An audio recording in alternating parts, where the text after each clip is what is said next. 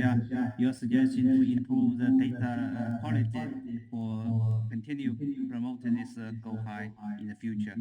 And now I would like to invite Associate Professor Isam Benis. He is working in the Muhammad VI University in Morocco. And he is also the member of the One Health Working Group under the World Federation of Public Health Associations.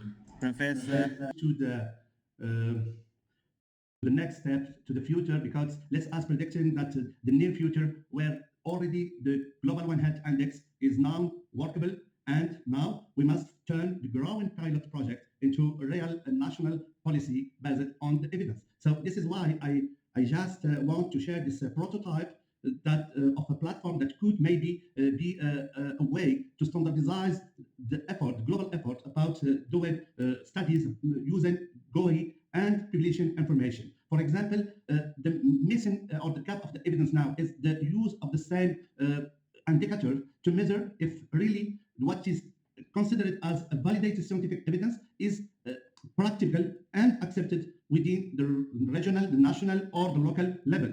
So for that, for example, we can have the GOI, but we need also an indication about adoption index by the different level where the researcher publishes this information, and also the timeline that after 12 months, 24 months, 36 months, ministries or government will assure that still deliver results such initiative or intervention considered in some paper published as successful stories. So, for example, I will just move straight to this just a way of standardization, and I will just ask you, for example, to focus on the maturity dashboard. That means when we are on the protocol, the prototype, when we want to do the evidence, we need, for example, to precise that is a clinical trials or that is an implementation study. That also we take in consideration the cost effectiveness or the long-term outcomes. But also at the pilot study, we need also to check that. Is it regional or national study or maybe multinational studies? With such dashboard, it could be helpful to find the information about how to scale and to have more confidence on the evidence provided. We did go into search on the literature. Secondly, unified ontology. The dictionary of standardized name, words used on the one hand is impossible to stack together if we don't have this information that is really standardized with multi-language standardization also. And for that, we can, for example, develop some multi-language conversational assistant artificial intelligence languages that help the deciders, that help also the policymaker, that help the researcher to find some information that help them to build multidisciplinary protocol that match with the right and the common constitutional standards. So if we get, for example, all that steps, for example, another thing, it's for vendors. If they start to define, for example, first of all, that early grant wants evidence pass the dashboard test. So if the dashboard test is not in the green, it will be not funded. More fund will when pilot targets are achieved. So this is the phase 2. And the phase 3 maybe when the full scale-up catch will be after that the national outcome are validated. So maybe with such initiative, using the artificial intelligence, using some shared one-head artificial intelligence evidence platforms, reached anonymity about and stacked on that, it could a way to develop an evidence-based innovation on one hand and prove more and more what is the success story more than just what is done actually. Thank you. Thank you, Professor Benis, for your suggestion. Use the AI-based tools to promote the One Health Index in the future.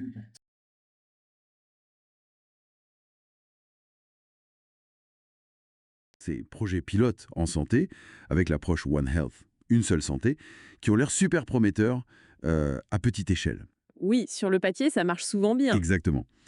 Mais la vraie question, c'est comment on transforme ça en politique nationale, en action concrète, efficace, partout. C'est souvent là que le bas blesse, non? C'est tout à fait ça. Le passage à l'échelle, c'est le défi majeur. Alors, aujourd'hui, on va explorer un peu ça. On va plonger dans les idées qui sont sorties d'une discussion entre experts, justement sur comment on pourrait réussir ce passage à l'échelle pour les innovations One Health, qui bien sûr s'appuient sur des preuves. On se base sur des échanges assez récents entre des spécialistes qui cherchent vraiment des solutions pratiques. Oui, et l'enjeu est énorme. Notre objectif ici, c'est de décortiquer un peu ces pistes. Comment standardiser les méthodes? Comment évaluer la vraie valeur des preuves qu'on a? La solidité, oui. Voilà. Et surtout, comment utiliser les données de façon plus intelligente, quoi, pour que ces initiatives qui démarrent bien, eh bien, elles aient un impact qui dure et à grande échelle. Bon, alors allons-y. Le problème central, si je comprends bien, c'est ce fossé. Une initiative One Health, qui marche super bien dans un contexte local, un village, une région. Oui. Et puis, impossible de la généraliser. On entend beaucoup parler de preuves scientifiques, c'est vrai. Mais est-ce que le vrai manque, ce ne serait pas une méthode fiable pour comparer ces preuves, pour leur faire confiance alors qu'elles viennent de contextes si différents, savoir si elles sont solides et surtout si elles sont adaptables ailleurs? C'est exactement ça, c'est le nœud du problème. D'où cette proposition assez centrale. Créer une plateforme standardisée. Une plateforme. Oui, et le cœur de cette plateforme, ce serait un tableau de bord de maturité. Il faut imaginer ça comme un outil pour évaluer, pour noter la fiabilité des preuves. D'accord. Est-ce qu'on parle d'un essai clinique bien mené, d'une étude de terrain, une étude de mise en œuvre? Quelle est sa portée géographique? Locale? Nationale? Internationale même? Et un point crucial, est-ce qu'on a regardé le coût-efficacité sérieusement? Ah oui, important ça. Très important. Ce tableau, il donnerait un score de confiance, si vous voulez, une base commune pour juger de la valeur de la preuve. Je vois. Donc on évalue la solidité des preuves au départ, c'est une première étape, c'est clair. Mais bon, avoir une bonne note sur ce tableau, ça garantit pas que l'innovation va être adoptée sur le terrain, hein, ni qu'elle va marcher sur la durée. Comment on s'assure qu'elle prend vraiment, comme on dit? C'est une excellente question. Parce que c'est souvent là que ça coince, en effet, l'adoption réelle. C'est pour ça qu'en plus de ce tableau de bord, il faudrait un indice d'adoption. Un indice d'adoption. Oui. L'idée, c'est de mesurer concrètement. Est-ce que l'innovation est utilisée? Par qui? Les ministères, les agences régionales, les acteurs de terrain? À quel niveau? D'accord. Suivre l'utilisation réelle. Exactement. Et, point absolument capital, suivre les résultats sur le long terme. Pas juste après le lancement, mais 12 mois après, 24 mois, 36 mois. Est-ce que les bénéfices qu'on a vus au début, ils sont toujours là? Ou est-ce que c'était juste un feu de paille? Logique. On évalue la preuve, puis on suit l'application, les effets réels dans le temps.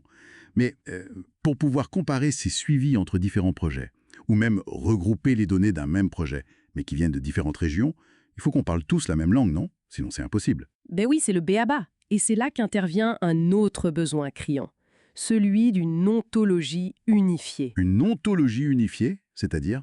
En gros, c'est comme un dictionnaire universel, standardisé et multilingue pour tous les termes importants de One Health. Ah d'accord. Sans ça, c'est comme essayer d'assembler un puzzle dont les pièces viennent de boîtes différentes avec des légendes qui collent pas. On perd énormément d'infos précieuses. Oui, on ne peut pas agréger, on ne peut pas comparer. Voilà. Et là, l'intelligence artificielle pourrait aider. Les assistants conversationnels basés sur l'IA, par exemple, pourraient aider les chercheurs, les décideurs à naviguer dans cette masse d'infos, à utiliser cette information structurée pour construire des protocoles cohérents, multidisciplinaires. Ce besoin de langage commun, de structure, ça mène directement à une autre idée forte, qui est ressortie, je crois, l'intégration des systèmes de données entre les secteurs. Tout à fait. Si chacun reste dans son silo, avec son jargon, ses bases de données, on n'aura jamais la vue d'ensemble nécessaire pour One Health. L'exemple de la Chine a été cité, je crois. Oui, c'est un bon exemple. Là-bas, le partage d'infos entre l'agriculture et la santé est considéré comme vital, essentiel pour surveiller des maladies comme la grippe aviaire, par exemple. Des zoonoses, oui. Exactement. Il faut décloisonner pour mieux comprendre, mieux anticiper. C'est clair. Et toute cette approche intégrée, plateforme standardisée pour la preuve, suivi de l'adoption, langage commun, ça pourrait aussi, et c'est pas négligeable, transformer le financement. Ah, le nerf de la guerre. Hein. Toujours. Fini le saupoudrage un peu au hasard ou basé sur des promesses. On pourrait imaginer un financement progressif, conditionnel. Comment ça? Un premier soutien financier si les preuves initiales passent le test du tableau de bord, si elles sont jugées solides. D'accord. Ensuite, plus de moyens si les objectifs du projet pilote sont atteints, si l'indice d'adoption est bon. Logique. Et le financement à grande échelle, le déploiement national, lui, il serait débloqué seulement après la validation des résultats à ce niveau national. Une approche par étapes, basée sur des résultats concrets. C'est ça. Et là encore, l'IA pourrait jouer un rôle.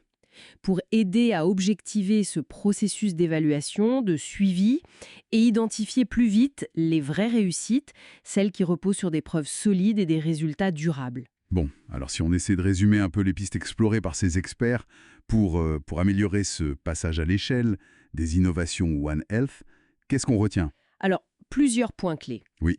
Premièrement, standardiser l'évaluation des preuves, avec ce fameux tableau de bord de confiance. Exactement. Deuxièmement, suivre l'adoption réelle sur le terrain et les impacts à long terme, pas juste au début. Avec l'indice d'adoption et le suivi à 12, 24, 36 mois. Troisième point. Établir un langage commun, une ontologie unifiée, peut-être aidée par l'IA, pour pouvoir comparer et agréger les données. Indispensable.